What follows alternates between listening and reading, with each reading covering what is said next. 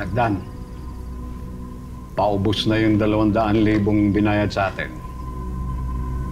Ginamit kong pambili ng barel at mga gamit na kakailanganin mo sa paghiganti dyan kay Leon. Kailangan ko rin ng tauhan. May maririkot ka ba? Sige. Maghahanap ako, pero kailangan natin ng pambayad sa kanila.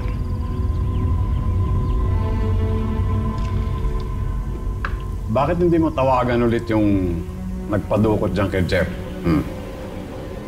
Pwede natin hututan ng pera pa yun. Kung kailangan nyo ng pera, matutulungan ko kayo. Iipon ako sa bangko. Dodoblehin ko magkano man yung binibigay sa inyo na nagpadukot sa akin. Dodoblehin? Sigurado ka? Doble. Palit ng kalayaan ko.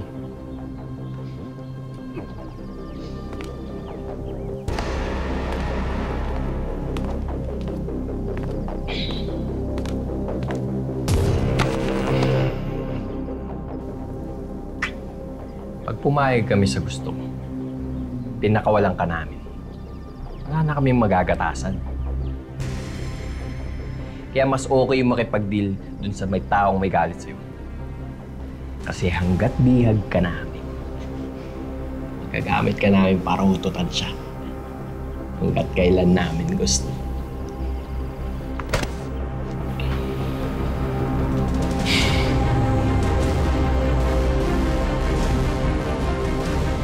Gamit na ng ibang tao.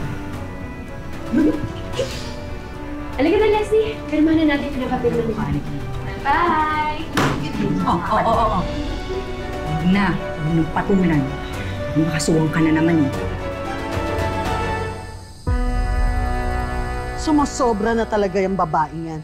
Dapat talaga, pinablatter na natin yan noon pa eh. O kaya nag-file na tayo ng temporary restraining order para hindi ka na niya magulo, malapitan next time. Ay naku, agree ako kay tita dyan. Kasi ang hirap na eh. Paano pag sa susunod lumabas ka ng mag-isa? Makita mo yung dalawa na yun. Baka pagtulungan ka pa ng bruhang Shaira na yun, pati yung Leslie na yun. Alam mo, kahit mag-tag team pa yung dalawang yun, hindi ako natatakot sa kanila. Ano bang pake ko? Nakakalimutan ba nila na kayang-kaya sila ng training ko sa Kalasag, lalo na yung si Shaira? Di ako takot, no? Pero hanggat hindi natuturuan ng leksyon ng babaeng yan, hindi yan titigil ng panghaharas sa'yo, Christina. Please, wag na po kayong mag-alala sa akin. Kaya ko namang ipaglaban at protektahan yung sarili ko. Para lang hindi na lumaki yung gulo ngayon, pinalampos ko na lang yung pang-urot niya. Pero, eto lang talaga, wag siyang magkakamali na idamay si Tori.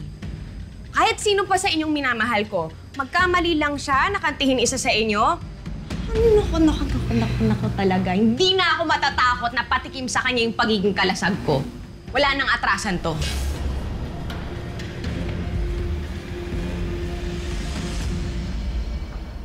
Han.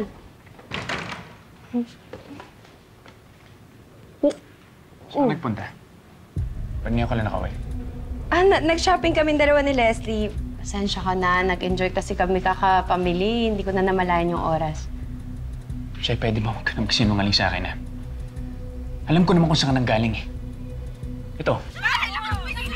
May nag-upload ng video nag-aaway kayo ni Christy. Viral yan. Ba't ka nagpunta dun? Hindi ba may wedding gown ka na?